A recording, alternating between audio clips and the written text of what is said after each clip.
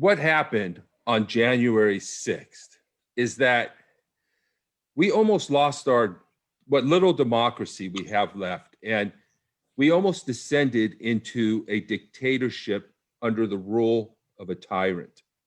It's important to recognize this. Had Trump prevailed, we would no longer have a democracy. We would be a nation led by a sociopath like North Korea, China, and Russia. Trump ignored the rulings of the courts, rejected the democratically elected legislators who certified the results, and then incited thousands to attack the Capitol in a violent and reckless attempt to hold on to power. He and his Confederates incited the insurrection with a campaign of disinformation and explicit calls for violence, all in service to a doomed plan to overthrow our democracy by force and violence. If we do not deter this type of behavior, the insurrectionists will be back, better organized and led, and sooner than we think. The forces of authoritarianism will return as soon as it becomes clear that we do not have the political will to prosecute our leaders. We must find a way to hold our leaders accountable, or they will continue to disseminate disinformation and undermine democracy. We cannot expect to have a working system of justice if we allow our leaders to commit federal crimes without consequence. Systemic injustice is at the center of our agenda. Defending the Constitution and fighting for democracy are progressive causes. We are still in coup prevention mode. We won the battle, but not the war. Democracy is still threatened here at home and around the globe. In fact, democracy is collapsing worldwide. The protests we see around the world are not socialist revolutions. They are pro-democracy movements.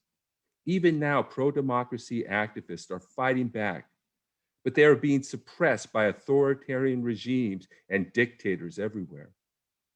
It's not enough to simply say we don't want regime change.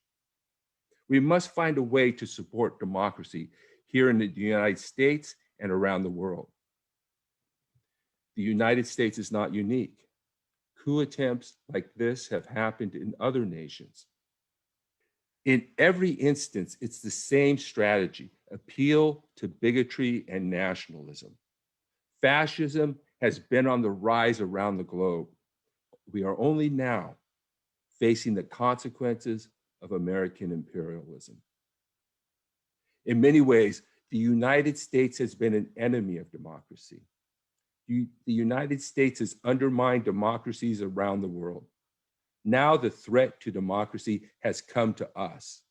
We should not be surprised that the Republican Party's failure to hold President Trump accountable has led to a brazen attempt to overthrow our democracy. We must shore up the pillars of power as described by the activist group Choose Democracy. And I want to show you, this is the only slide I want to. So you may have seen this from the, if you attended some of the Choose Democracy trainings, and they did the, and so each of these groups, we need to shore up each of these groups, and we can see that in each of these groups, we have problems. Business, I don't know how to get business on our side, but they want democracy. Politicians, we got a huge problem there. Military was on our side, or at least didn't support Trump. We know we got problems in the media. We got a packed judiciary. We know we got problems in the police. But our government workers have stood strong. I think that they are the heroes of this. Yeah, so business, politicians, the military, the media, the judiciary, police, and bureaucrats are all pillars of power that support the regime. We must work with and make inroads with each of these institutions to ensure their continued support for democracy. Many of these institutions opposed Trump's attack on democracy, and the police lost some of their own. We should thank them and continue to work together to address the widespread dissemination of disinformation at the highest levels. I don't have all the answers, but I have some ideas for reforms that we could do quickly, short of amending the Constitution. The first, of course, is to hold our leaders accountable. We cannot have a system of justice where our leaders are allowed to commit serious federal crimes while Black and brown people are being killed by police in cities across the nation. Allowing our leaders to get away with crimes leading to death and destruction is the same as letting cops get away with murder.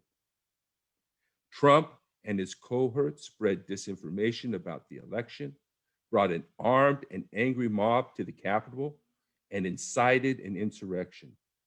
Many of the traitors intended to assault and kill members of Congress. 5 people died as a result, including a police officer and 2 officers who committed suicide afterwards. Those who commit federal crimes should go to jail. The president should not be exempt. The Justice Department must reverse its policy that a sitting president cannot be indicted. The policy elevates the person above the office. No other officials are given such deference. It allows the president to commit crimes with impunity. Some have also called for the reinstatement of the special counsel law, which allows for investigations of the president independent of the Justice Department. Now that the president is out of office, he is subject to arrest. Not only can we arrest Trump, we might want to challenge some of the pardons he issued. Otherwise, we allow the abuse of the pardon power to go unchallenged. At this point, I would challenge the pardon power.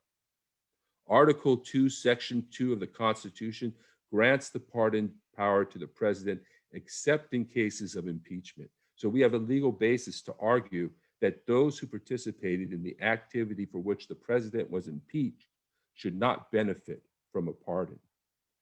Trump's ability to disseminate disinformation widely became a lethal weapon in his hands. Some media outlets were complicit and actively disseminated this disinformation they knew or should have known was false. Some are even being sued for defamation. We will need a return to journalistic ethics. Social media companies did finally act once they realized the terrible consequences of allowing criminal organizations to communicate and disseminate false and misleading information on their platforms. Other media outlets, however, continue to disseminate disinformation. Journalistic ethics reform could include the creation of a professional organization that could label disinformation or certify reliable news outlets. We might not be able to curtail all disinformation, but we can promote reliable news outlets. We should also prosecute large networks like Fox News that disseminate disinformation widely. Social media companies are learning how to address the disinformation, the dissemination of harmful, false, and misleading content without suppressing the free expression of individuals and small publishers. So I've been an advocate of educating the public about propaganda. Media literacy is one way to counter the adverse effects of propaganda. Propaganda is actually any persuasive material, and it includes advertising and political messaging. So there is propaganda on both the left and the right, and in the middle as well. So propaganda, however, can be divisive, misleading, or demoralizing. It's important to be critical about what we choose to think and believe, to make sure that our sources are reliable, because the welfare of human beings and the security of our nation are at stake. We put our nation in the hands of foreign agents and unscrupulous actors when we carelessly believe things without valid evidence or trustworthy sources.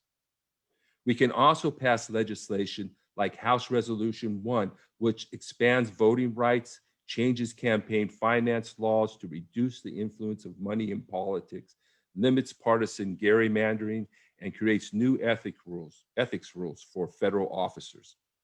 Even now, Republicans are working to enact restrictions on voting. There are, in fact, many legislative and legal avenues we can pursue to protect our right to vote, and hopefully Bill and Alan will address some of these.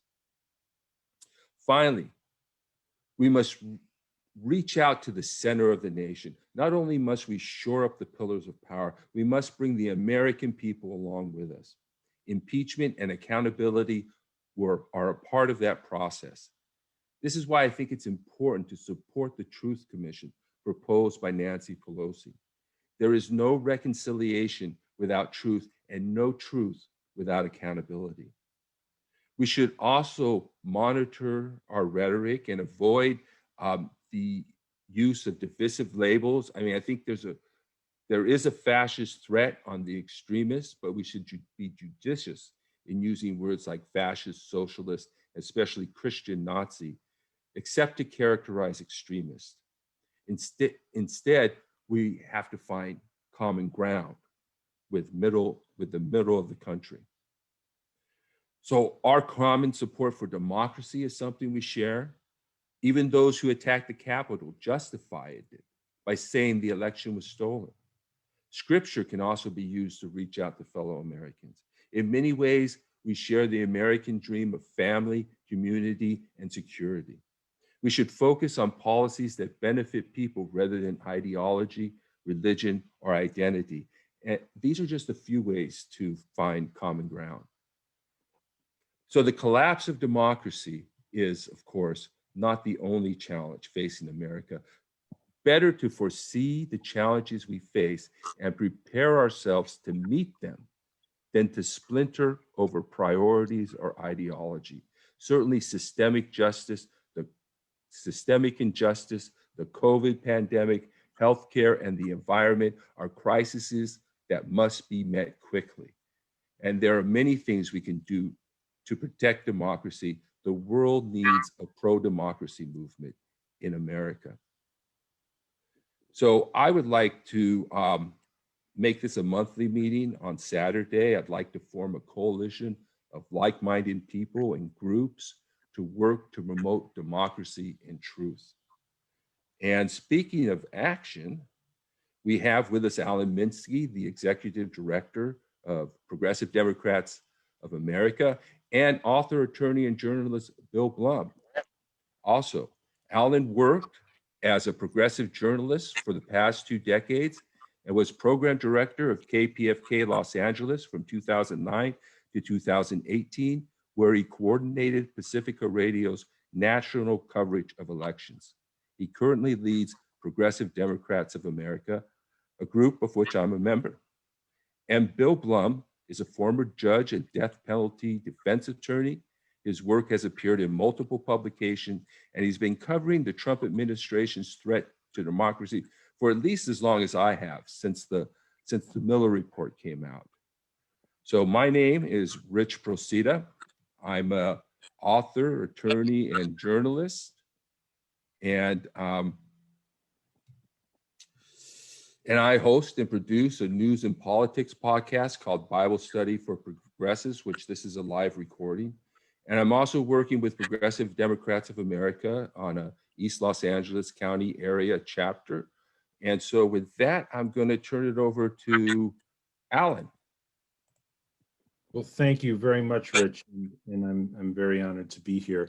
I'm going to be brief in part because I was anticipating that Bill would go before me, but I do want to throw out a few volleys and then maybe, as it were, reserve my time to add after Bill speaks as well.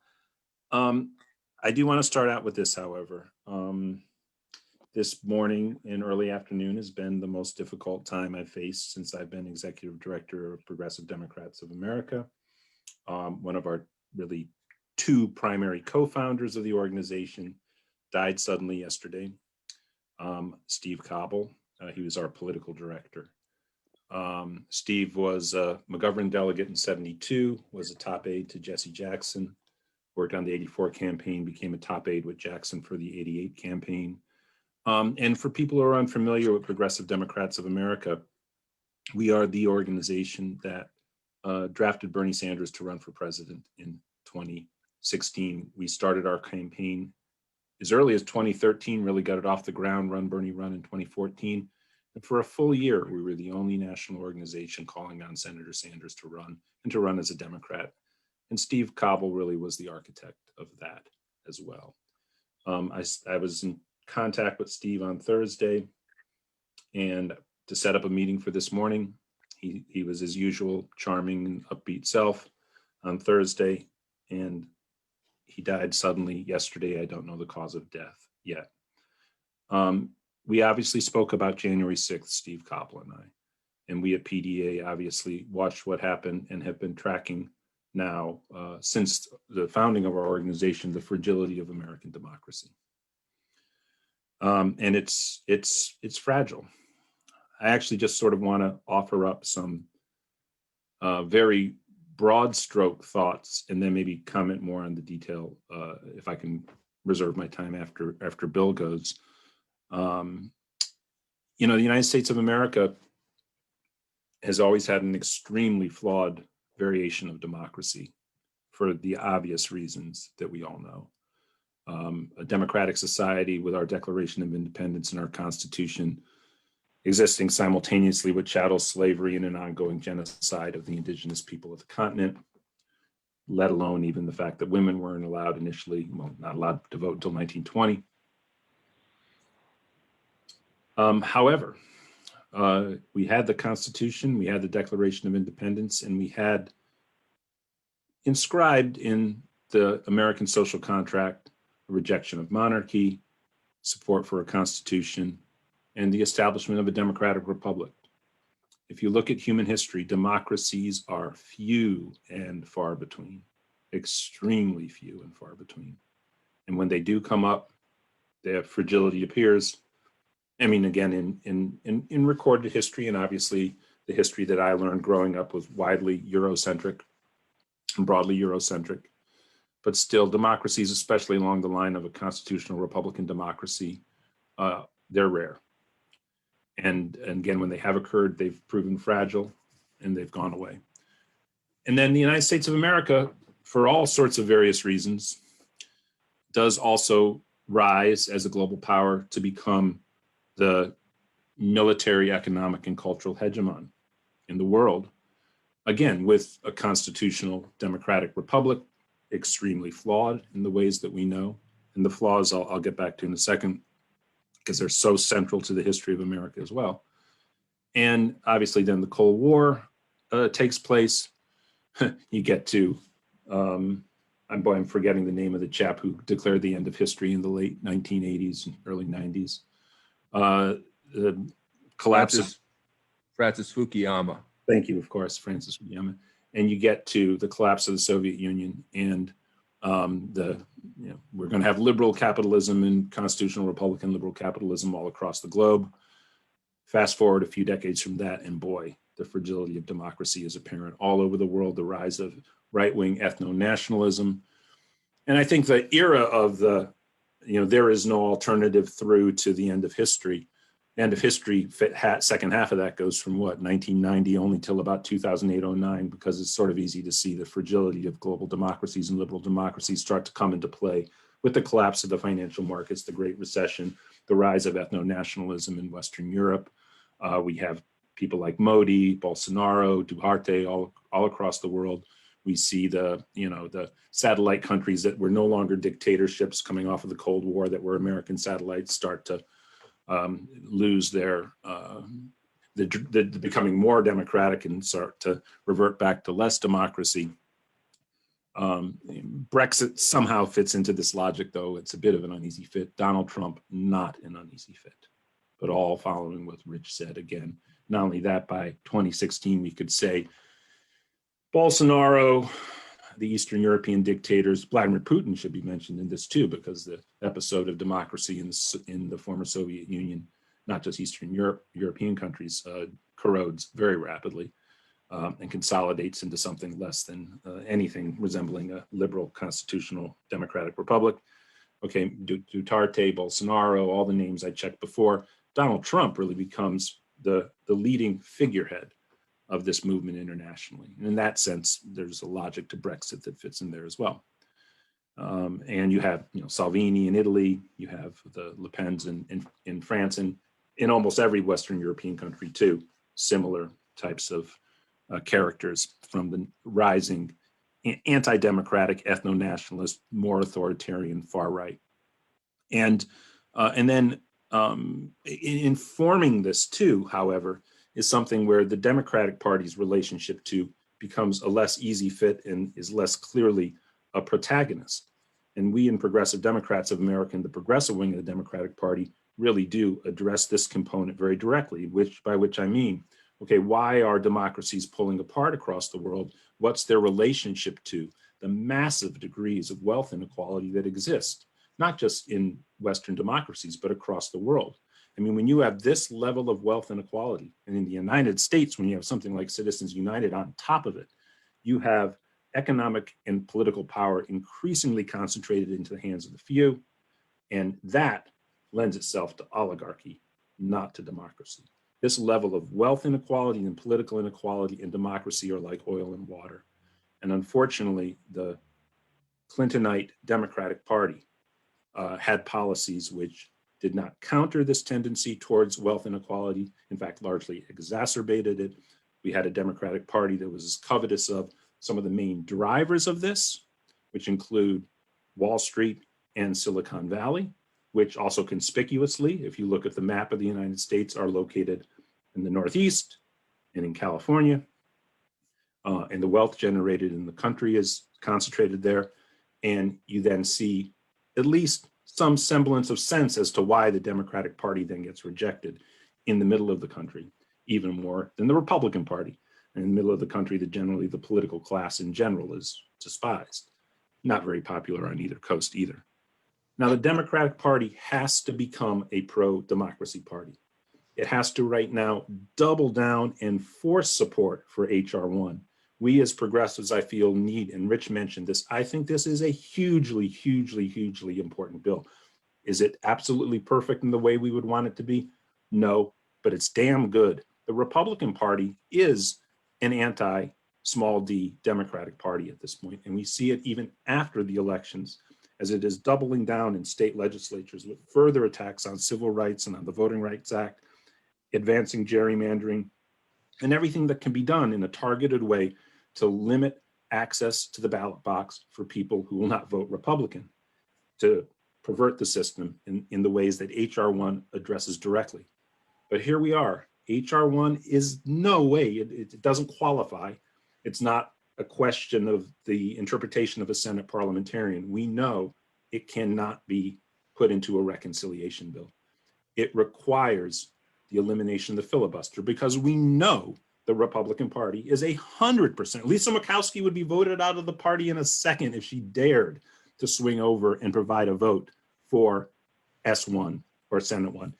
Anyway, you'd need 60. You would need 10 Republicans to break to something that Mitch McConnell would force. Okay, but to break the filibuster, you need 50 votes. And every Democrat and every progressive needs to convey to every Democrat that Kristen Sinema, Joe Manchin must support the breaking of the filibuster because we must pass H.R. 1 and S1. Just like we must pass immigration reform, we must pass the PRO Act, we must pass the Equality Act, we must pass gun legislation, none of which are passable unless the filibuster is eliminated right now. Obviously, there's other political points to be made, which is that the public's going to be pretty damn disappointed with the Democratic Party if it doesn't achieve any of these things. And that means they're going to do worse in 2022. But that's a secondary thought. Let's just deal with it really in the way that Rich beautifully framed things around a politics really of what is yes, right and wrong. And I'll end with this. And I don't need time after Bill because I think I've taken up my time. I'll put myself in the queue after this. And I'm dying to hear what Bill Blum has to say. But the United States of America right now is at a crossroads. Yes, the history of democracy in this country is insanely flawed. But we now know, as progressives and just good-hearted people in the 21st century, what we have to do. We need to directly address structural racism and its rootedness in American society in all of our forms. And that means, among other things, the absolute commitment to establishing a model, and truly a model, constitutional democratic republic with stronger democracy in this country. And if we do this, the United States may not be as much at the center of global culture, economics, and everything as it was a while ago. It still is. We are the most ethnically diverse country in the history of the world. For all of the problems of our history that we all know, we arrive at this point now and at this hour with a capacity as a country uniquely positioned in global history to stake a claim for democracy and for anti-racism. And I think it is really incumbent upon all of us to put all of our hearts and souls into that effort. So thank you. I really appreciate being here with all of you. Thank you very much. All right, great. So I introduced him earlier. Here he is. Great to be here. For those of you who don't know me, I'll just give a little bit of additional background. I'm a retired administrative law judge, former California State Public Defender, former deputy in the Department of Justice. Currently, I'm a lecturer at the USC Annenberg School, and I write a syndicated column on law and politics, which is syndicated by the Independent Media Institute. Used to be a full-time, a regular columnist with Truthdig when it was publishing. I've been writing about Donald Trump and the dangers that he poses to democracy since 2015, almost before anyone else was really trying to promote the idea that he is a unique threat, or was a unique threat, a continuing threat to American democracy. My first columns dealt with his war on anchor babies. I don't know if you recall the early days of the 2016 campaign when Donald Trump wanted to reinterpret the 14th Amendment and end birthright citizenship. And from there, I moved on to dealing with Donald Trump's war on the First Amendment and his call to overturn New York Times versus Sullivan, which gives people, writers, public advocates, the right to criticize public officials without fear of incurring crippling defamation lawsuit costs. I was among the first to predict that Donald Trump would be impeached. This is before he was inaugurated in January 2017, and set forth the reasons why. Also one of the first to profile Donald Trump based on my discussions with mental health experts as a malignant narcissist in a column for Truthdig, which was picked up by many outlets. And then one of the first to say quite candidly, and this is a little different from Rich's take, because I didn't put the same kind of emotion on the word fascism that most people do, but I wrote a few articles dealing with the history of fascism, dealing with the definitions, the basic definitions offered by people like Robert Paxson, Umberto Eco, traditional Marxism, that Donald Trump was indeed a fascist. America wasn't fascist, but that Donald Trump was the leader of a neo-fascist movement. And we had to be particularly on guard for the threat that that movement posed to all the values that we hold near and dear. Which brings me to what happened on January 6th. What happened on January 6th was, as Rich stated, an attempted coup. But it wasn't a haphazard attempt, as many in the media portray it, or an inept attempt. It was actually fairly sophisticated, and it operated on many different levels. There were really 9 steps behind this coup attempt. And to understand it, you have to go back at least to the 2013 decision of the US Supreme Court in Shelby County versus Holder, which guts the Voting Rights Act. America has always been a nation of voter suppression. If you look at the early history of the Republic, the only people who could vote were white Christian men of property. And after that, there's been a struggle for more inclusivity. But we took a giant step backwards as a country in 2013. I got a sign saying the meeting is being recorded. We know. Okay, so in 2013, we got the Voting Rights Act, which opens the door to all sorts of suppression techniques that Trump and his people intended to take advantage of in 2020. Gerrymandering, closing of polls, voter ID, et cetera, and so forth.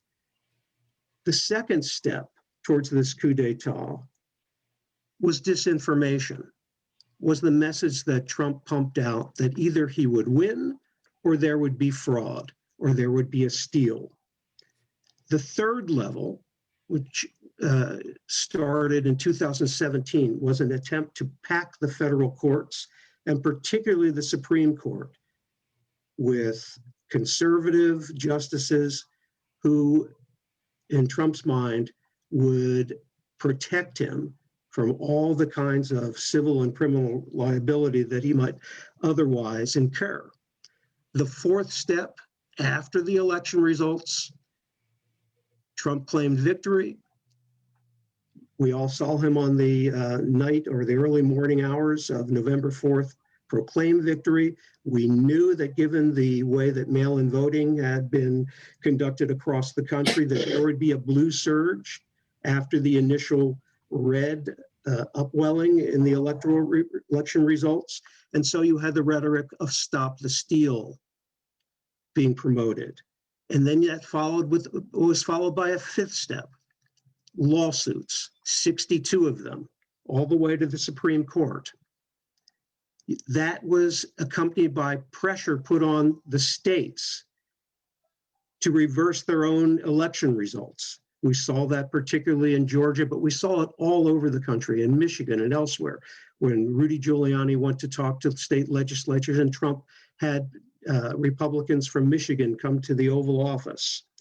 We had the seventh step, which was the pressure put on Pence aimed at January 6th, which is when, in joint session, the legislature and the vice president count the electoral votes. And then we had the insurrection on January 6th itself. That insurrection, legally speaking, was aimed at the 12th Amendment. I wonder if everybody realizes that, because the 12th Amendment, together with the Electoral Count Act of 1887, really determined how we count the electoral votes.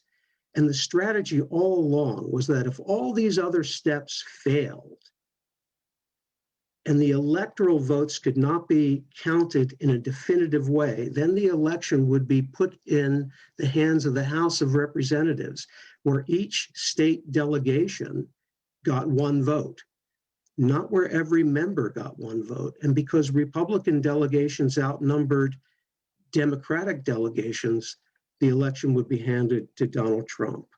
So this really was a fairly well thought out plan to overthrow the government of the United States. And it resulted, predictably, and this was good, in an impeachment resolution. The impeachment resolution, as a matter of law, and impeachment's really a hybrid of law and politics, we knew it would fail because the Republican Party, those of us who grew up on Watergate, we had some hope that the Republican Party was somehow salvageable and that the Senate would redeem itself and vote to convict Donald Trump. Most of us, though, knew that that wouldn't happen. However, we got 57 votes for conviction. But a few things going forward, if we're going to look at impeachment as any kind of sound remedy that we ought to pursue to maintain democracy in the United States, is that certain minor changes can be made to the Senate rules, but that constitutionally the sole power to try impeachments resides with the Senate. And if the Senate's corrupt, there's no way you're going to get anything other than a corrupt verdict from the Senate. But certain things could be done, such as we could have an amendment to the Senate rules which says that pretrial motions, once decided, are binding on the senators in terms of their vote on the merits. What does that mean in practice? Well, the big pretrial motion was whether or not you could try a former official, a former president, in an impeachment case before the Senate. The Senate voted that yes, you can. So now that becomes what we call the law of the case. And yet we know from post-trial interviews that many senators voted to acquit, claiming that they thought the whole proceeding was unconstitutional. So that could be changed. Another thing that could be changed is that the senators would be precluded upon penalty of fines from conferring with the lawyers for one side or the other. That was done repeatedly by the Republicans during the impeachment trial. We could also require them to remain in the Senate chamber for the entire presentation. We could also amend the Senate rules to allow for, to make it required to have witnesses testify on the Senate floor. We haven't seen that in a long, long time in an impeachment trial. Under the current Senate rules, the gathering of evidence, when it takes place by committee, and they conduct depositions, and then they'll come back and play excerpts of those depositions at the impeachment trial. Nonetheless, despite all of those shortcomings, I thought the House impeachment managers did a very good job, and that the record that they compiled will be useful going forward for organizing purposes and also for purposes of the 2022 elections and the 2024 elections. I also want to point out that it's not the House managers who dropped the ball on witnesses. What the Senate voted on that Saturday morning was to allow debate on the consideration of witnesses. So I don't think that the House managers really are the ones who dropped the ball on that. Which leads me to the other topic that I write a lot about, because I write about the intersection of law and politics, which is, are we going to see a prosecution, a criminal prosecution of Donald Trump? I have my doubts that we're going to see one federally, although Donald Trump deserves to be prosecuted. That will be up to the Biden Justice Department without interference from Biden himself, as he's told us. And I'm not confident that Merrick Garland will do that, although I think that the best chance we have for prosecuting Trump federally is through the Southern District of New York. You know, he was already named as individual number one in the Michael Cohen case involving the effort to pay hush money to Stormy Daniels and Karen McDougal, which violated federal election law. And that is a possibility, and I think we should keep that in mind. But the most promising avenue for bringing Donald Trump to criminal justice right now lies in New York.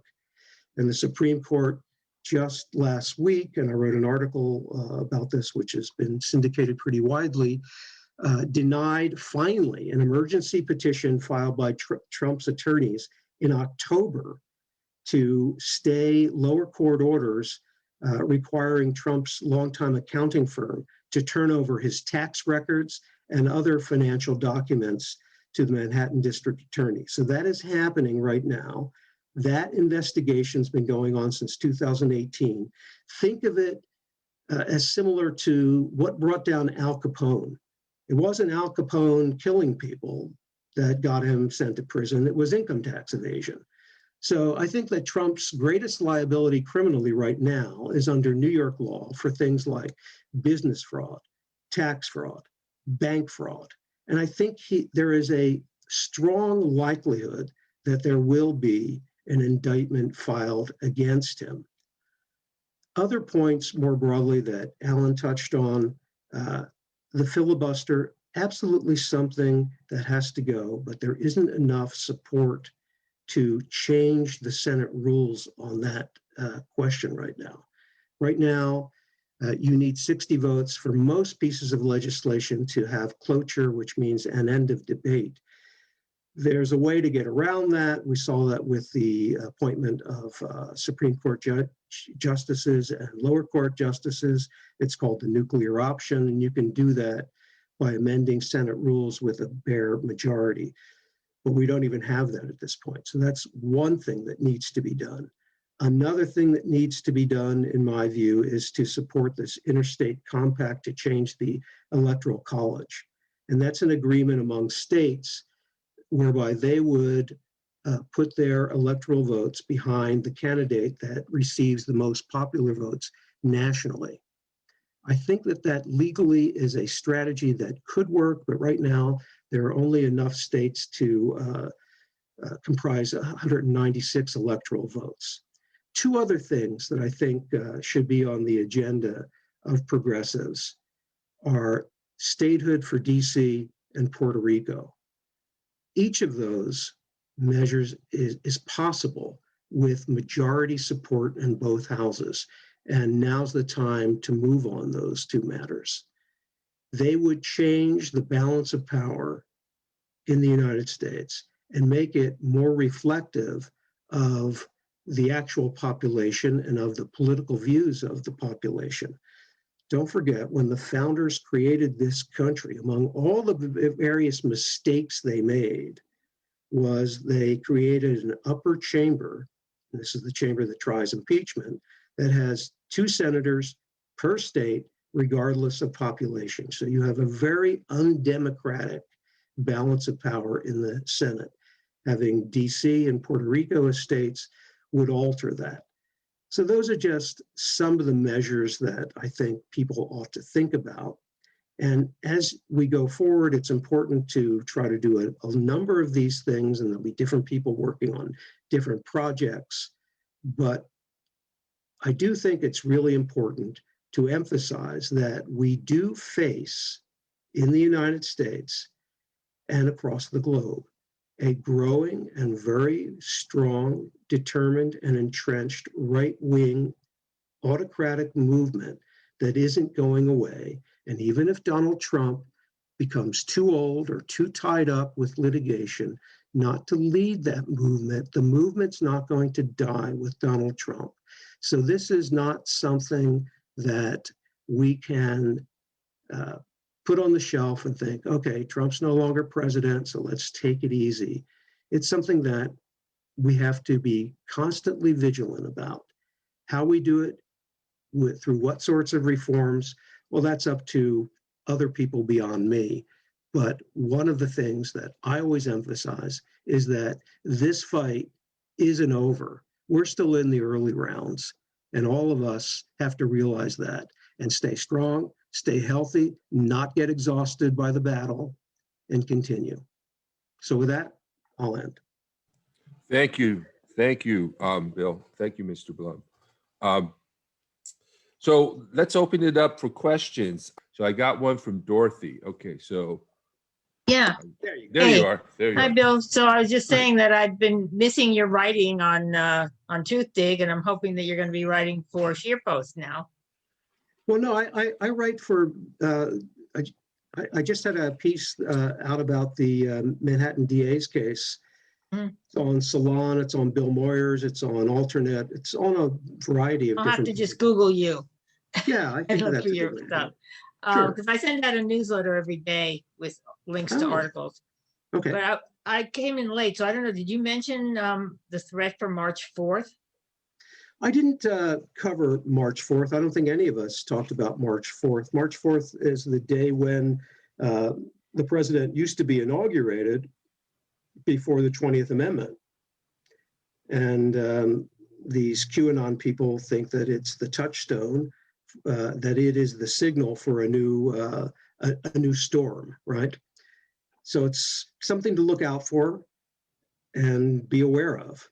They're also threatening the State of the Union. The new police chief said that they can't take down any barricade or send any National Guard home because they're threatening to come in and kill Congress people during, for the State of the Union message. Right. So that's. All right. Thank you, Dorothy. Okay, Professor Joseph Dowd, I'm asking you to unmute now. Okay. Hello. So my question is one that I guess is important to me as a university instructor and an academic. You know, I'm not maybe I don't keep up with this stuff as much as some other people here, but I do know that polls are showing that there's a, or not polls, other data showing that there's been a real shift or an acceleration of a shift in terms of party affiliation in this country, where more and more people who are college educated tend to be Democrats, and more people who are not college educated tend to be Republicans. And it's easy for progressives or liberals of any kind to be kind of smug about that, right? I think we're of course, because we're the smart ones, right? So of course, college educated people would go for us, and dumb people would go for Republicans. But I find this incredibly worrisome. And certainly, if you're any kind of progressive, you care about the interests of people who are perhaps less educated, perhaps lower class. And also, so my question is kind of, what do we do about that? Because I think it partly contributes to the rise of conspiracy theories and fake news on the right. It may, to some extent. I think much more worrisomely, one thing that's going on is that the people who were responsible for the insurrection at the Capitol, they yes, they were attacking democracy, but another layer of that is that they perceived themselves to kind of represent this kind of silent majority of true Americans, right? And whether they were right about that is irrelevant. They perceive themselves that way, and they perceive themselves as confronting like basically liberals who just didn't represent that silent majority, and whom they simply could not relate to. And I think that kind of problem will get worse as kind of the educational divide between left and right grows. So I'm just wondering what people's thoughts are on that, and what we can do about that. You want to take that, Bill, or I think Alan would be best for that. Okay. Yeah, I mean, obviously I have a lot of thoughts on a lot of that. First of all, I do want to point out that the Democratic Party, again, before the rise of the Sanders movement and the strengthening of the progressive wing of the Democratic Party, did very little to protect American democracy in any proactive way, at least from 2000, when we had basically a stolen election, right, in Florida. I mean, in any other country in the world, we would have had in the American press, this was stolen in the candidate's brother's, state, where the person counting the votes was one of his chairs of his election in the state, Catherine Harris, if you remember it all. And there was Al Gore gaveling down the basically Black Caucus objecting to a stolen election, and very little was done. You even had you'd get sometimes candidates challenged from the Clintonite mainstream wing of the party, and they would confess they didn't want to really emphasize this because it would discourage people from voting, was their defense of it. And it wasn't really until Trump's victory and the whole brouhaha about Russian interference, you actually got the balance of the Democratic Party across the country actually weighing in with pro-democracy advocates, of which an organization like PDA and the rest of the progressive wing of the Democratic Party has always been, against Citizen United. These have been movements been driven by the progressive left. And it really wasn't until the 2016 election that you saw any movement from the mainstream of the Democratic Party to support democracy. Now, you asked a question about the support for the Republican Party by, what did Donald Trump once say? I love the poorly educated. You know, one of the wisest commentaries I heard about the 2020 election was from a radical commentator named Gerald Horne on a show around the time of the conventions. And you know, it was said with a sort of a gleeful cynicism. You know, we know how the election's going to turn out. It's going to come down to a handful of states. It's going to be super close. In 35 to 40 to 44 of the states, there won't really be close elections. So everything will be focusing on these particular states. Everybody who's honest with themselves about it knows it's going to go this way. Now, there was a time in, you know, with the 6 weeks leading up to November where people thought the Democrats would do substantially better than they ended up doing, and it wouldn't be that close. But Gerald Horne turned out to be right. It was razor thin in a certain set of states, and it came down to turnout of this constituency. And if this national constituency was 1 or 2% higher or 1 or 2% lower, it was going to swing the election. And he honed in on exactly which constituents. And, you know, it's like a book you could read in advance. Okay, so where are these constituents that are turning to the Republican Party when the Democratic Party is still claiming to be more of a party in support of the working class than the Republican Party is? And I do believe it is. I don't think it's as egregiously horrible for the working class as the Republican Party. But let's also be honest, it's basically been crap for the working class. And so you can't really blame the American working class for not being enthusiastic about the economic policies of the Democratic Party. And even now, where what's laid out by the Biden administration and House and Senate leadership is pretty decent, it doesn't look like much of it's really ever going to get through. The hope here is that, I mean, I think the relief package is decent, but it's not, you know, noticeably grandly better like what Roosevelt did in 1933 for the American people than what's come before. It's not a game changer like that, nor is it a game changer like Reagan sort of provided in the other direction in 1980. Joe Biden says he wants to do big. It's not that big. So here's the thing. If the Democratic Party can actually adjust to having the kind of incentives and national infrastructure project that's somewhat on the table, it's going to be put forward more in the Recovery Act that's going to come forward. If you can actually get a recharge of things like manufacturing. See, on either coast, manufacturing, for instance, is not a big political appeal as a subject matter. In the middle of the country and in the Rust Belt, it's a huge issue. The trade deals, which won Donald Trump the election, arguably, in Pennsylvania, Michigan, and Wisconsin, right? Not that big a deal on either coast. Huge talking points in these places.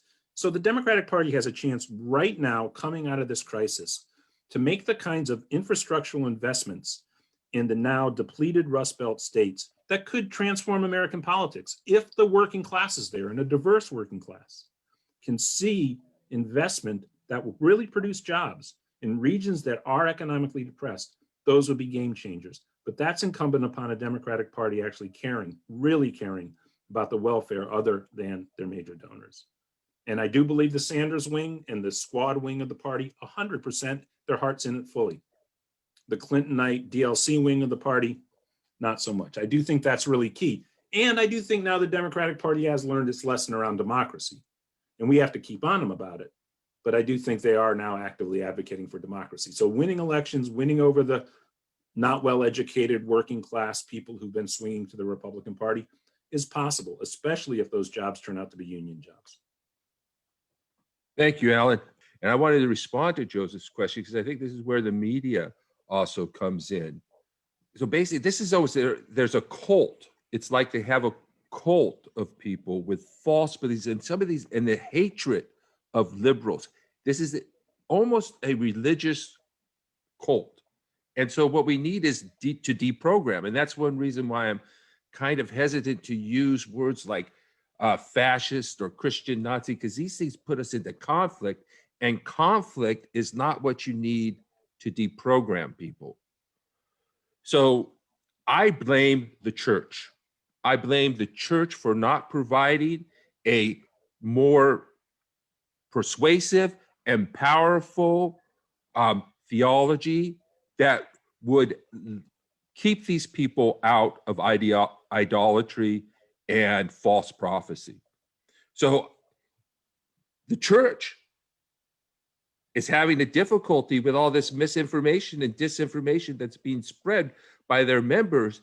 And it's going to be their responsibility to identify this stuff as idolatry and as false prophecy.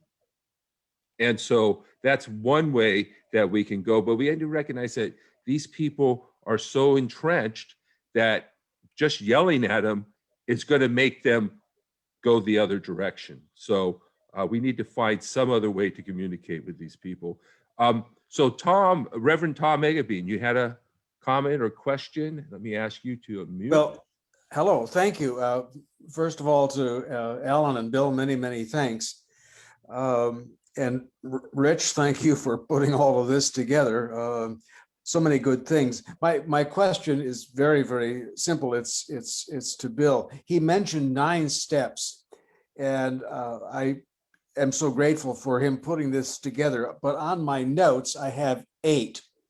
Okay. I can tell you what I've written, so you don't have to go over all of them, or if you want to just quickly review them again, because I think they're terribly important. All right, I'll list them.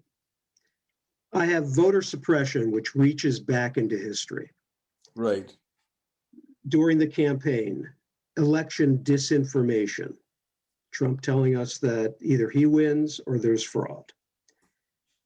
There's packing the courts, which goes back to the start of Trump's administration. That's 3. 4, rhetoric and organizing after claiming victory or saying it was fraud. This is the Stop the Steal movement. Number 5, lawsuits to overturn the results. Number 6, pressure the states to get them to overturn their own results. Number 7, target Pence with an eye towards January 6th. Number 8 is the insurrection itself, which was long in planning. And number 9, the goal is to put this election in the hands of the House so that we can have a repeat, not of Bush v. Gore, but of 1876, Tilden versus Hayes. That's a very important point. And by just for myself, I had conflated 8 and 9. And I hadn't distinguished them as you, which rightly did. Mentioning the end of quote unquote the end of Reconstruction. I've been reading a book by a gentleman by the name of Eric Foner called The Second Founding, and basically these elements have been present in the American DNA since the beginning, shall I say. And what's been so interesting about Foner's books is in Foner's book in the power of victory, shall I say, after the Civil War, with the passage of the 13th and 14th and 15th Amendments. But it was the Supreme Court in the late 70s, 80s, and 90s that basically gutted all of these amendments. And one of the observations he had was how the 14th Amendment was grabbed by corporate interests. And the majority of lawsuits that came to before the Supreme Court were about corporations now being eligible for the same rights, privileges, and protections that individuals were. And in some ways, I'm very much grateful for how you identified these 9 steps. But in a sense, the forerunner of all of this was in Reconstruction and the efforts of racists, white supremacists, Christians of various sorts, Rich, and big business to undo the whole darn shebang. Anyway, my Absolutely. thanks. That was when we talk about voter suppression, when we talk about Jim Crow, I put that all into step 1. I mean, you could have many, many more steps. But your focus on the Supreme Court and its work as an anti-democratic institution is spot on, culminating in Plessy versus Ferguson, and economically in Lochner versus New York, which establishes this freedom of contract that trumps, not to use a bad word there, all other rights of of working people. So it's a long, hard struggle to get the court to recognize democratic rights and to defend them and extend them. And we had an interregnum, if you will, with the Warren Court and an expansion of human rights. That's the exception in American legal history. That's not the rule. I will ask just one question and everybody can weigh in on it. FDR wanted to enlarge the court. I'm not so sure that's the answer, but there are parts of me that sometimes think maybe that would help. I'd appreciate any commentary on the possibility of enlarging the court. Well, I'll just offer a brief answer and then I'll turn it back to everybody else. The number of justices is not fixed by the Constitution, and it has varied throughout the decades. So you could change it by act of Congress. If you succeed in doing that, then you invite retaliation. That's the argument against it. Okay, very, very good.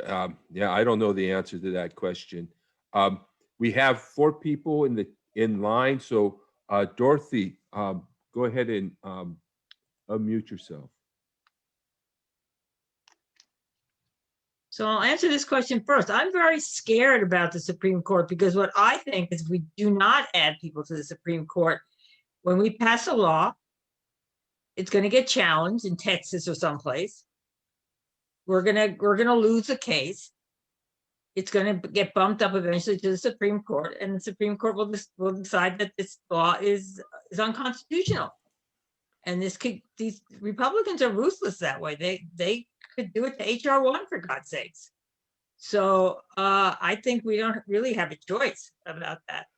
I was going to say a couple other things. First of all, I hope you all know about Vote Common Good, which is a group of evangelicals who are trying to counter the Trump evangelicals. If you don't know about them, I can get a link for you.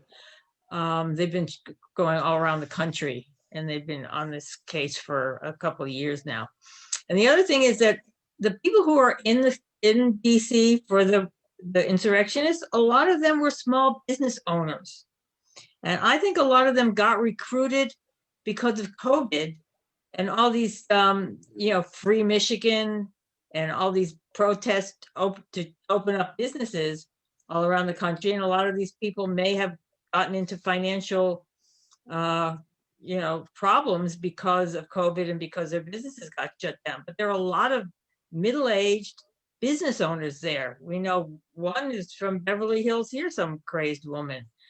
And they may have been open to all kinds of things. There's a heartbreaking column or article in the Washington Post about a Reddit page where people whose family members have fallen down the QAnon rabbit hole go to share their experiences. And these people are heartbroken. These are, middle-income people that just bought a house and the husband went crazy and they have a business and they have 3 kids. And it's just, I don't even know what to think, how to solve this problem, but it's a huge problem. We have people who are just totally divorced from reality, and they're not all,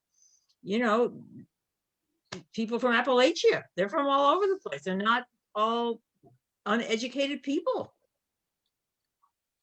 Sorry about Appalachia. I shouldn't say that. Whatever.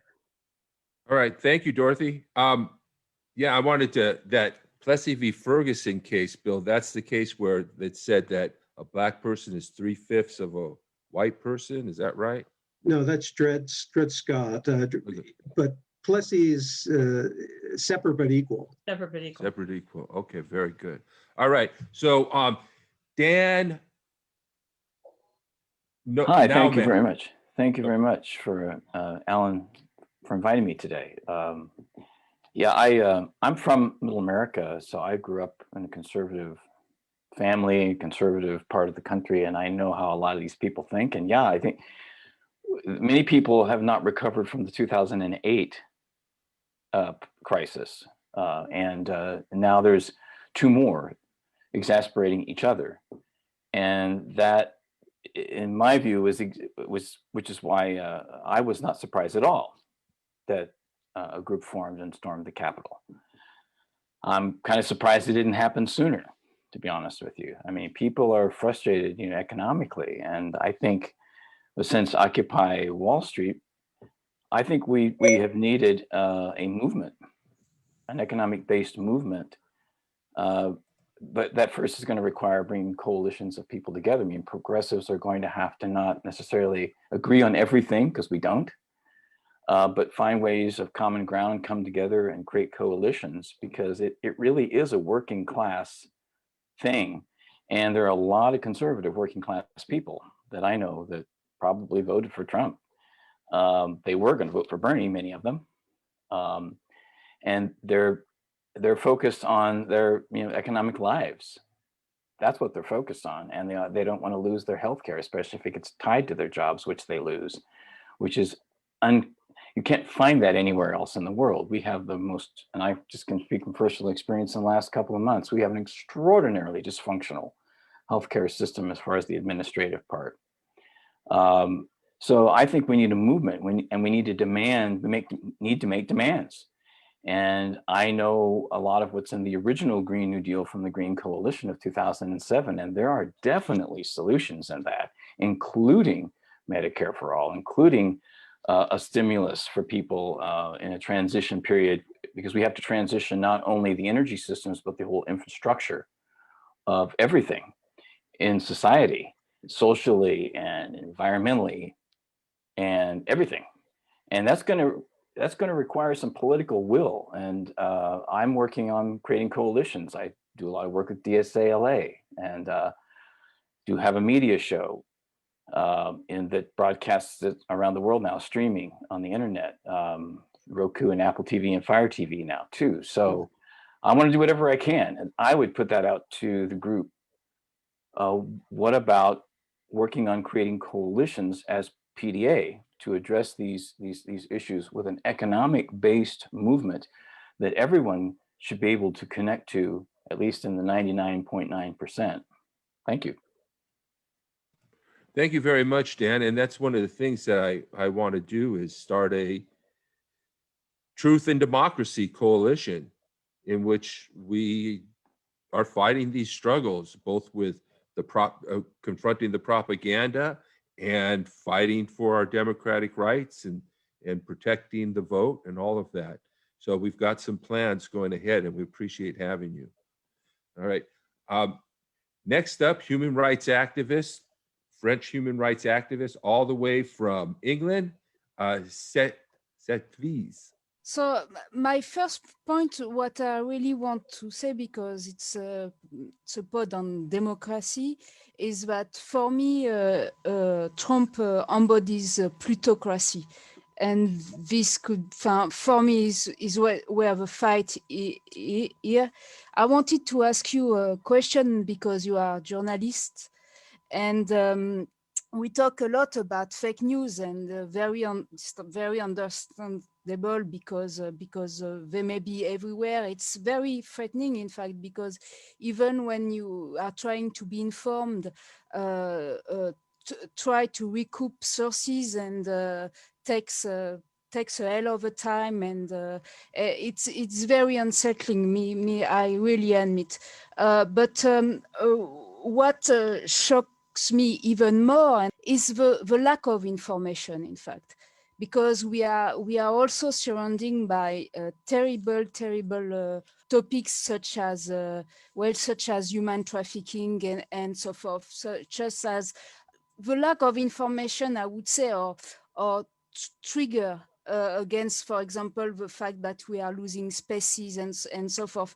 And I think that if you are not voluntary and actively searching for information, this is not really in the air. I mean, for example, we've got Murdoch that's got a total monopoly on the press, and that we know that is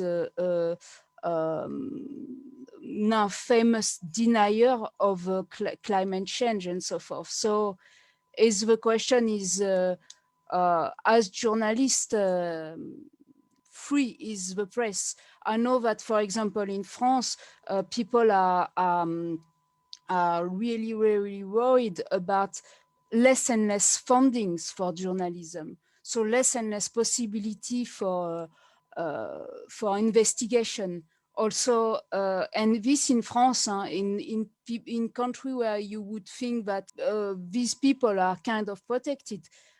Today, it's you put yourself in a dire danger just releasing some information against corporation, for example. Famously, journalists and whistleblowers faced trials with as sanction, like thousand and thousand value of pounds or euros for the fine. I mean, how comfortable are you with handling information, by the way? All right. Bill, do you have an answer for that? Because I know journalism is a very dangerous profession, and journalists are being killed right now. And that's part of the attack on truth, and it's part of the attack on democracy. And so this is a huge topic. Yes. I first of all, journalists have to be protected. No question about it. As far as promoting truth goes, I think it depends on how you go about that. I don't want to see government in the position of determining what's true and what's not true in the United States, because depending upon what government you have, you're going to suppress and tamp down the opposing point of view. Having said that, I think that the kind of suppression that I see in the United States comes less from government than it does from the big private mainstream media carriers themselves.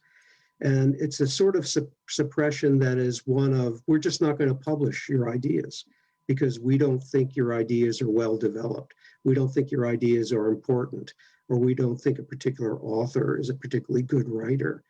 I think that's starting to change a little bit, but I think one way that we counter disinformation is the promotion of independent media.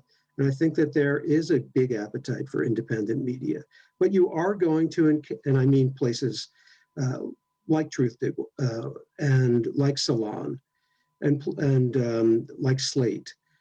There are plenty of places that do discuss ideas and do report on important topics. Another outlet would be ProPublica. I think they do great work. Truthout's another website that does terrific work. But we don't hear about them that much. I think that it's important for people to share those different sorts of websites together. But I'm not a fan of government imposed restrictions on speech, except insofar as speech, crosses the line. We have this clear and present danger test. We have the imminent incitement to violence test, and those are going to come up in these sedition cases involving January 6th. Where does speech give way to a call for imminent violent action such that it no longer deserves constitutional protection? So these are all really very difficult questions. And I think that there are certain very good tools out there in the law now that have to be used better.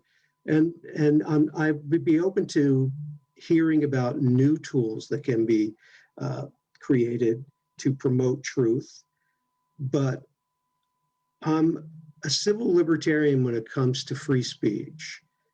I belong to the ACLU. I've worked with the ACLU. I've been on cases with the ACLU when I was a lawyer. So I very much am committed to their idea of free speech. I do think we can do a lot to get money out of politics, because I think that perverts free speech in the context of elections. So there are things that we can do and things that we probably ought not to put a lot of energy behind. But I am a big proponent of independent media. I work with independent media. And the idea behind that is the best antidote to disinformation is information. And then it's a question of how you get the message out. I very agree with you on free speech, because even for literature and so forth, yes,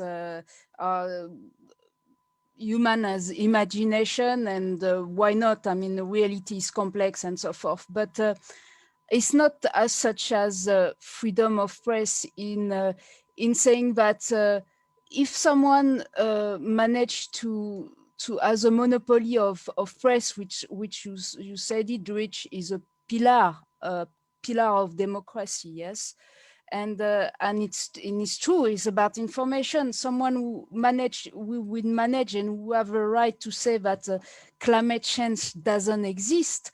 I mean, where you can draw the line, because everyone living on Earth, breathing here, that can add 1 + 1 knows that climate change is the logic, and in fact is really, it's kind of a little bit of umbrella term, and people won't say about the amount of chemical that is spilled everywhere, but the earth and the soil and the ground and the water and our own body and the body of species that are disappearing and so forth. I mean, climate change is this umbrella term not nominating all that we absolutely know that we are doing to this planet and to ourselves and so forth. And, I think this kind of manipulation of the truth, of the reality, of what everything one can see and felt is a Nazi way and a Nazi technique of denial, of saying, one day I can come and let's say one can come and say, let's make disappearance appear. Take one of the closest to you and say, but what are you saying? This is not reality. Nothing disappear. Maybe everything that we can see it with our own eyes, and not it is denied. So where do you draw a line? And I think that what happened with Trump is that this government and this state and this structure, but yes, is supposed to defend people, at least, yes.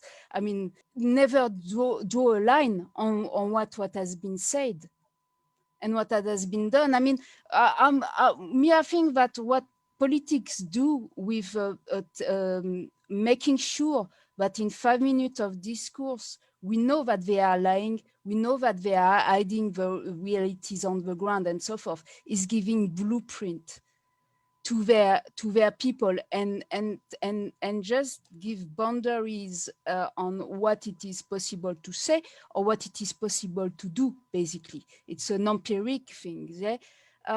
If you deny what the industries and you can deny everything else.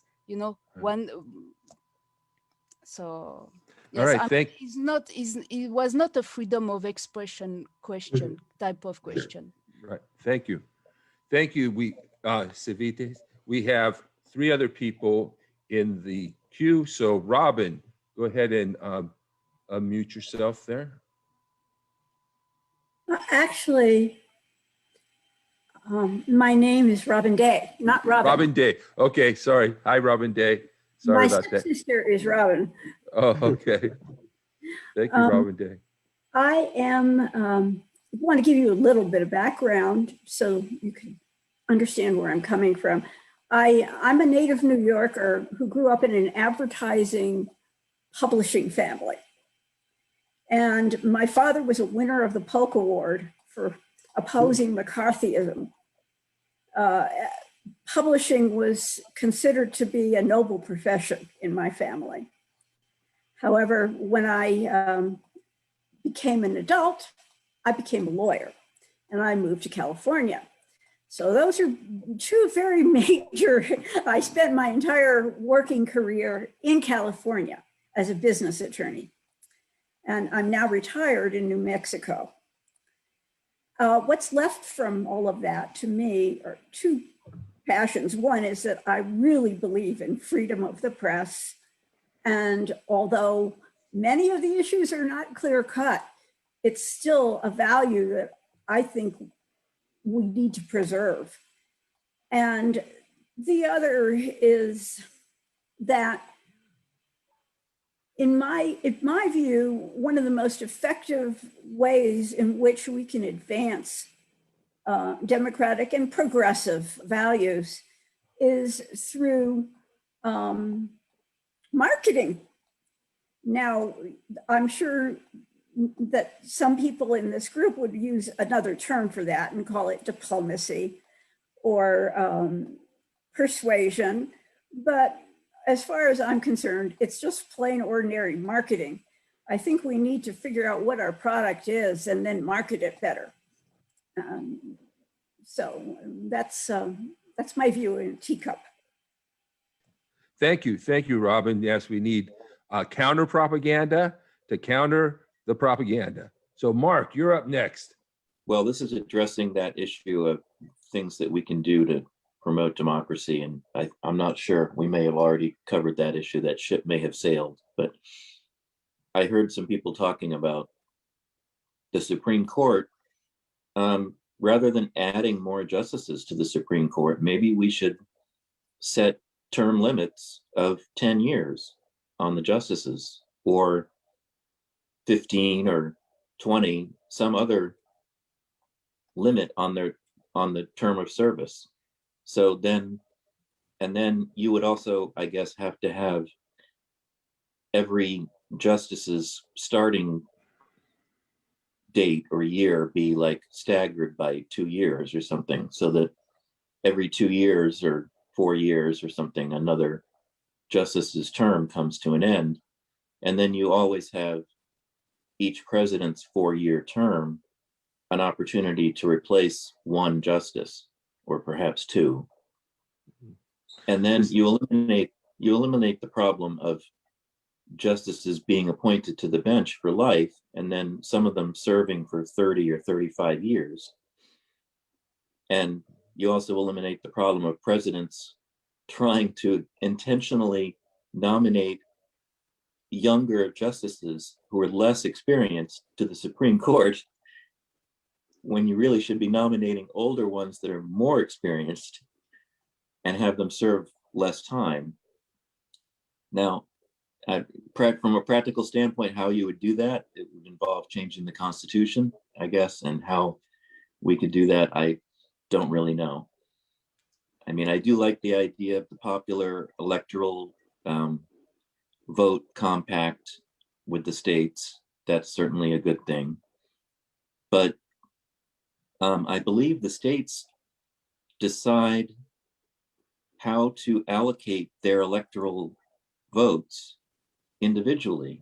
Is that true? I think each state determines how they allocate their electoral votes, and at least two, Maine and New Hampshire, do not have an all or nothing system. They can actually have one or more electoral votes go to one candidate and the remaining votes go to a different candidate. So that just seems like a system we should institute in all 50 states.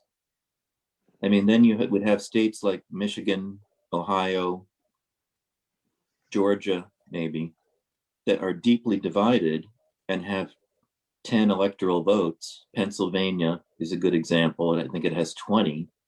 Then if you have 5 more Democratic votes in Michigan than Republican votes for the candidate, instead of having the entire state go to all 10 electoral votes to the Democrat, then 5 go to the Democrat and 5 go to the Republican. So what do you think, Bill? So it's Maine and Nebraska that split. Nebraska has that one district which tends to vote Democratic. Let me deal with the Supreme Court, because the proposals around changing the direction of the Supreme Court do include term limits. And some of the proposals are very, very well developed and sophisticated. And some of the people behind the push for term limits include Erwin Chemerinsky, who's the dean at Bolt Law School. So these ideas have been thought through, and the way that it would be done generally is that you would have 18-year terms for each justice. After that, they would go on something called senior status, so that they would still maintain their position for life during good behavior as provided for in the Constitution. And theoretically, you wouldn't need a constitutional amendment, because otherwise you're talking about something that's really, really long and involved and probably not going to happen. So term limits, that's on the table. People are proposing that. And the more developed proposals include provisions that would allow every president to get to appoint someone to the bench. And they vary from, there are many different proposals out there, so I don't want to overgeneralize. As far as the other question, the Electoral College goes, yes, the states determine, they run their own elections, they certify their electoral votes, they can carve up their states into different Electoral College districts, as is done in Maine and Nebraska. But every state, I think South Carolina was the last, which that they all now allocate electoral votes based on the popular vote within their jurisdictions. That doesn't mean they can't carve up and do some sort of proportionality. You know, that's an idea that's out there. I don't know how popular that is at the present time, but the Electoral College is one of the vestiges that the founders left us from the late 18th century, and it's terribly, terribly anachronistic. We'd be much better served by having the president elected by a national popular vote, because the president, after all, is unique in that the president is a servant of all the people. The president represents everybody, not like a senator, not like a House member. And there's very good reason for the president to be elected nationally. That won't happen without a constitutional amendment. So this interstate compact probably is the best way to go, but that requires states to join the compact. And then I think, you know, you have the problem of, okay, Arizona's going blue, so maybe we join the compact, but then if the Republicans take over again, they'll withdraw from the compact. So this is one avenue that could possibly alter the bad results of the Electoral College, because we are seeing more and more elections where a candidate with a minority of the popular vote gets to be elected president. And, you know, this last election, although Biden won nationally by 7 million votes, the votes in all these really close states, Arizona, Georgia, Wisconsin, they were really close, within 20,000 votes in those three states, bigger margins in Michigan and Pennsylvania. But a lot needs to be done. So there's a lot to put together for an agenda, a progressive agenda. And I think, you know, people are doing it. How about Right. to start? How about to start having a federal law determine election law in federal elections, and state election law only govern state offices? That would fix a lot of the problem, rather than trying to amend laws about elections in all 50 states. I don't think you could do that just by legislation, but Okay, so we're running behind. We're running late, so we've got Joseph Dowd. Professor Dowd, you wanted to say something else? Okay, yeah, I already got to talk, so I'll try to be brief. You know, I appreciated the responses to my initial question, but I wasn't just asking how we can try to scoop up some more working class votes, or how Democrats can scoop up some more working class votes. I was also asking, I mean, how can we kind of motivate or empower people who maybe are working class or maybe don't have a college education, empower more of them to take a kind of an active role or maybe even leadership roles within, among progressives, because, I don't think we want a situation. I mean, I don't think we want a situation where like liberals or progressives, they're only being led by college educated kind of white collar types. I mean, give an obvious example, right? If you're going to have a labor movement in a country, then you'd want that movement to be led by working class people of that country, right? And so that was another kind of prong to my question. How can we, not just how can we scoop up more votes, but how can we really kind of enthuse, right, working class people who, the left is supposed to be on the side of, but supposed to represent, right? Supposed to care about. These are the people we're supposed to care. How can we get them, to take a more proactive role within the Democratic Party, or within progressivism in general? I will take a stab at that again. I appreciate coming back to it. I mean, the only thing I'll say, first of all, of course, obviously, first of all, in Gen X, I'm a Gen Xer. I don't know if people have looked at the voting trends around Gen Xers, but it's been wretched. Okay. And I think we saw a very conspicuous gap in terms of left progressive leadership from Bernie Sanders down to AOC, skipping my generation. We all know that baby boomers had a great history of radical activism in their generation, going back to the 1960s, and innumerable people from that generation remain engaged, not just with the political left, but with the electoral political left. In my generation, again, it was privileged to go, I'm from a middle-class household, but privileged to go to elite college. Very few radicals that I knew got involved in electoral politics in my generation. And then not inconspicuously, the protest movements that were sparked by Gen Xers, like the WTO demonstrations in Seattle, onto Occupy, were very non-hierarchical, extremely disengaged from electoral politics. And I think there was a great sense of alienation among left Gen Xers towards the Democratic Party. The working class and the progressive left. Okay, there's incredible wealth inequality in the society. Most people in the society are not in the 1%, of course. 90% of the population isn't. 90% of the population is outside of the top 10%.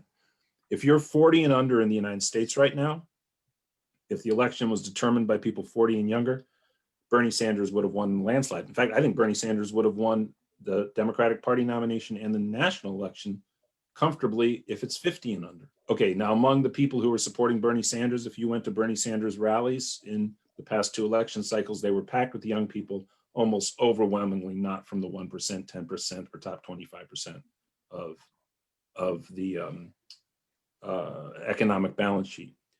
And a lot of the people from that are leaders in the progressive movements across the country are from the broad working class. Sanders did very well in 2016 when even though in a sense he came closer this time to winning than he did last time. We all know that 2016 was much more drawn out.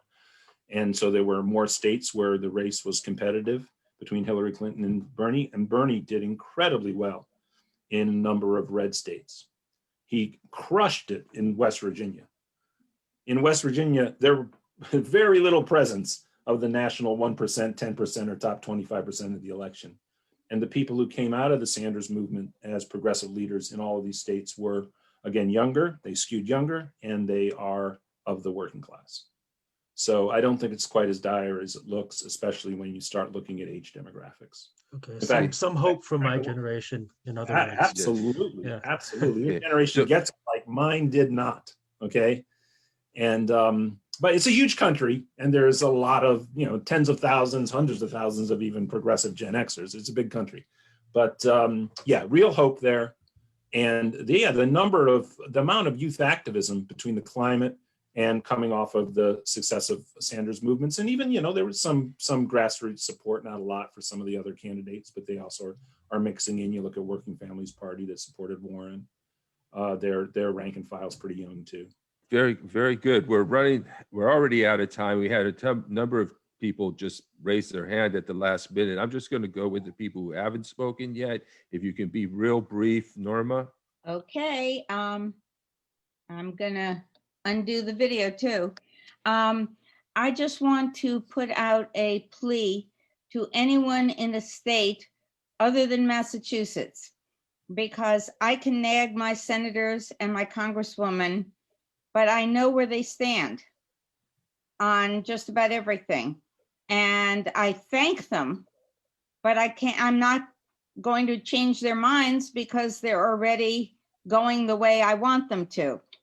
So I'm asking everyone to contact your friends, your relatives, even the ones that you have trouble talking to, and have them talk to their congressional delegation. And I go with the list of things that we've already hit on a little bit, which is 2 more states. I'd like to see Puerto Rico and DC become states. I'd like to see us do a variety of other things. Obviously, the 60 vote thing. Yeah, that, get rid of it. We're gonna waste our time for the next 4 years if we don't. And I just really want everyone to pick something that they can make a difference on. I was an elector this year, and I ran for elector in Massachusetts on the position that I wanted to make it the last time the Electoral College made a difference in the result. So if your state has not yet passed the National Popular Vote Compact, make sure it does. And that may mean that you have to work on state legislature elections. So please step up and do those things.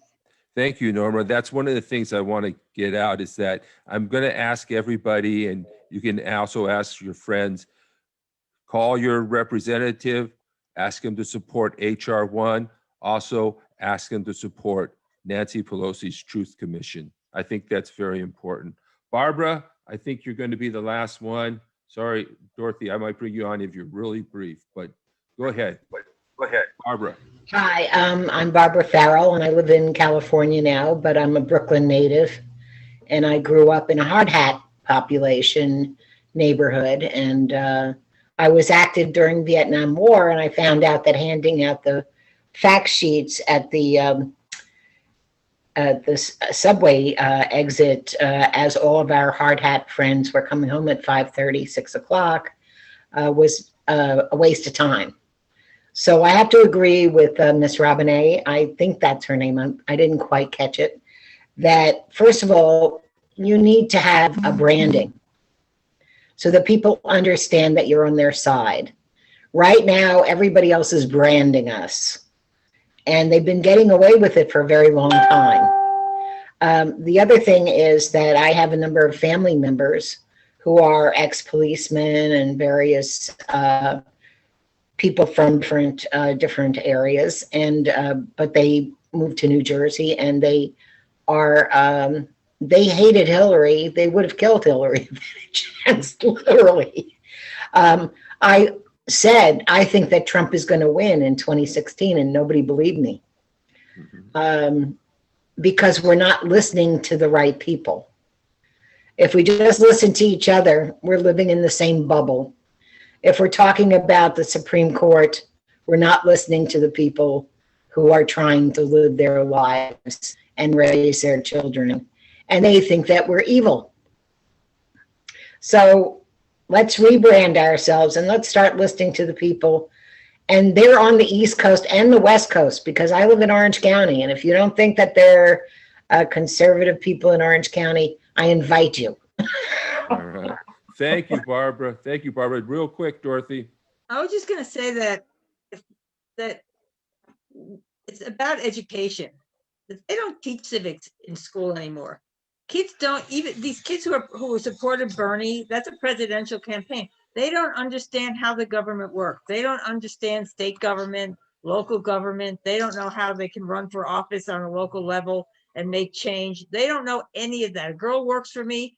She grew up in Michigan. She had no clue what's a state, what's a county, what's a country, what's the Senate, what's the Congress. She knows nothing. We have these people in this country who don't know anything. I myself ran into the guy who was the chair of the UCLA political science department. And my friend Marcy Winograd was running for office, and I said, you support Marcy for Congress? And he said, what's she running for? And he didn't even know like who his congressperson was. He didn't know Jane Harman. He didn't know who his assembly person was. He didn't know who his state senator was. He didn't know anything. And this is the chairman of the UCLA Political Science Department.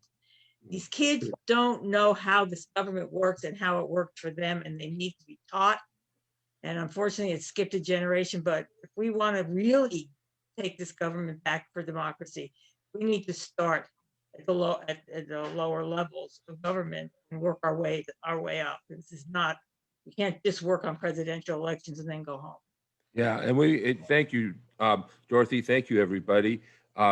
So I'm going to take everybody's emails, and I'm going to have another meeting hopefully next month, and we're going to be developing a pro-democracy movement in the United States. And so stay in touch with everybody. And thank you very much, Bill and Alan, for being here. You were both great, fantastic comments from everybody. Thank you, everybody. Maybe we can make a curriculum to get to the schools. Yeah, that too. These are all great ideas. I'm gonna look through the chat and make sure we pick up all the great ideas. So remember, our first assignment is HR1, call your rep, and support Nancy Pelosi's Truth Commission. Those are our two things we're gonna do this month. And also all the other stuff PDA does and all the stuff you guys all do. I appreciate it. So thank you very much, everybody, for coming. And thank you. Great job. Bye now.